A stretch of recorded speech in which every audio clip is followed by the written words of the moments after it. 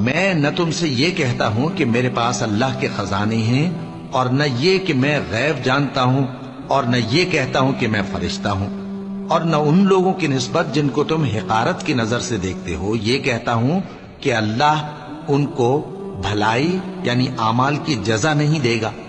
جو ان کے دلوں میں ہے اسے اللہ خوب جانتا ہے۔ اگر میں ایسا کہوں تو بے انصافوں میں ہو جاؤں۔ انہوں نے کہا کہ نوح تم نے ہم سے جھگڑا تو کیا اور جھگڑا بھی بہت کیا، اب اگر تم سچے ہو تو جس چیز سے ہمیں ڈراتے ہو وہ ہم پر لا نازل کرو۔ نوح نے کہا کہ اس عذاب کو تو اللہ ہی چاہے گا تو نازل کرے گا، اور تم اللہ کو کسی طرح ہرا نہیں سکتے۔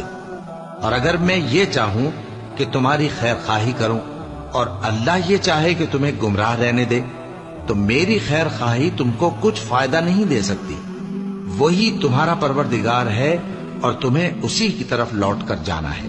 کیا یہ لوگ کہتے ہیں کہ اس پیغمبر نے قرآن اپنے دل سے بنا لیا ہے؟